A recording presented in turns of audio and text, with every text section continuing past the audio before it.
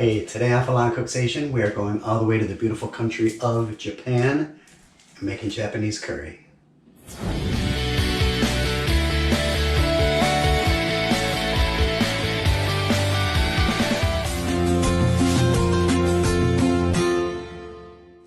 Hey, I'm Michael and welcome back to Full-On Cookation. Today we're doing Japanese curry, so let's get started.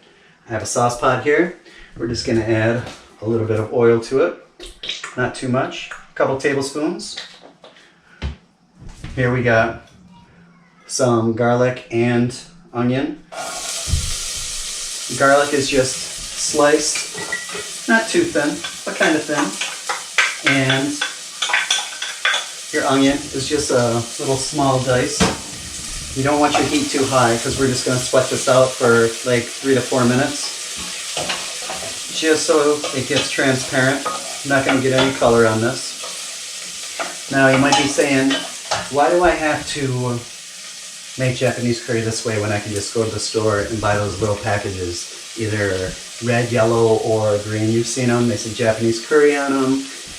The inside they look like this, little bouillon cubes that you can throw in your sauce pot with water, maybe stock, add whatever kind of meat you're using, and there you have it, Japanese curry. Well, this is kind of that, but I think it's a little bit more intense flavor. You can control everything a little bit more and make it, spicy or not spicy, depending on however you want it. And this is just a lot more fun. Okay, so it's been about 3-4 minutes. Now we're going to take about a nice tablespoon, a nice heaping tablespoon of tomato paste, add that to it. So we're going to let this cook just for about a minute. And you still want to keep your heat on low here because you don't want to burn your tomato paste. Okay, so after you cook this for a little bit, we got 400 grams of beef here cubed up that you use for like stews and stuff like that. You want to use a nice tough piece of meat for this because it's going to cook down.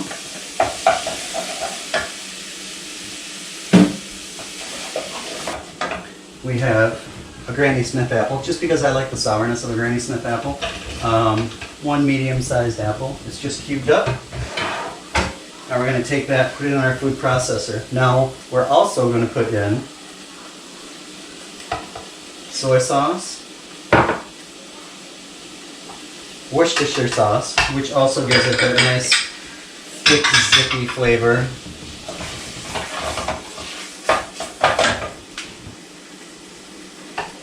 Fish sauce, and then red wine vinegar. We're going to take all of those and just puree them for a second.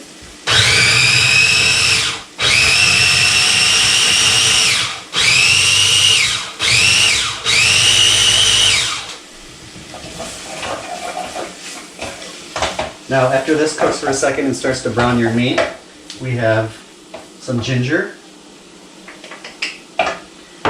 and a couple of Thai chilies. Now to that, we're going to add that in there. And then we're also going to add our curry powder. Now also I put the Thai chilies in there to give it more heat.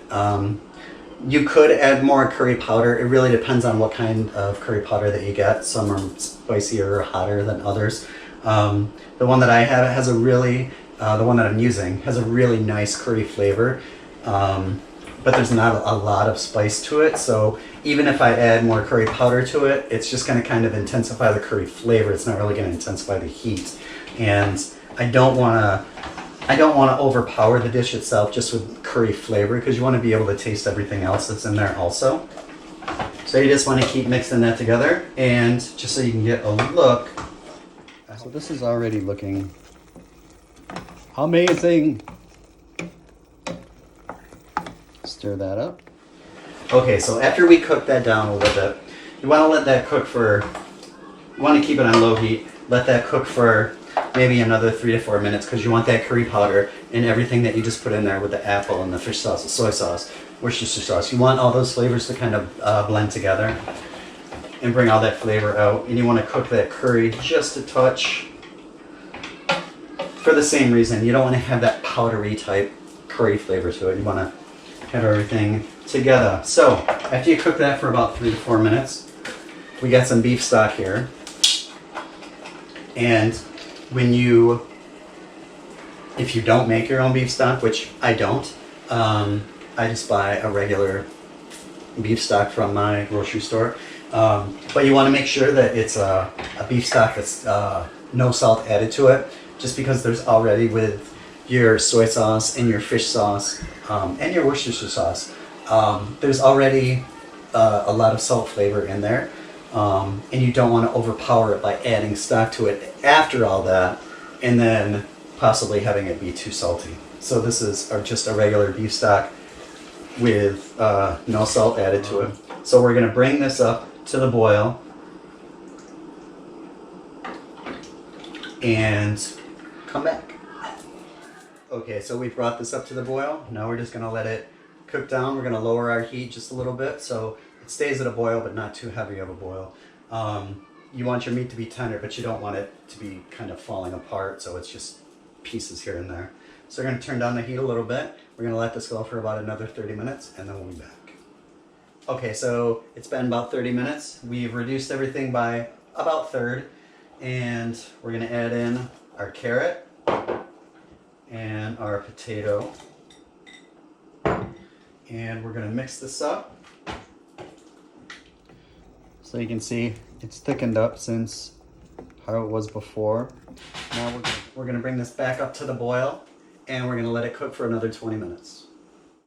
Okay, so we're back, and we've reduced this for another 20 minutes, 25 minutes. Our potatoes are cooked through, our carrots are cooked through. So we're going to turn the heat off, and we're just going to add a little bit of palm sugar at the end here. And this is just to kind of bring everything together. So we're going to stir that till that melts in. And then we are going to put a little bit on the plate here.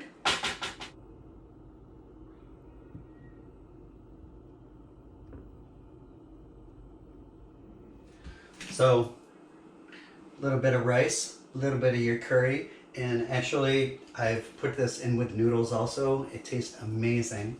But rice is your basic go-to for this type of curry, kind of for any curry, I'm thinking.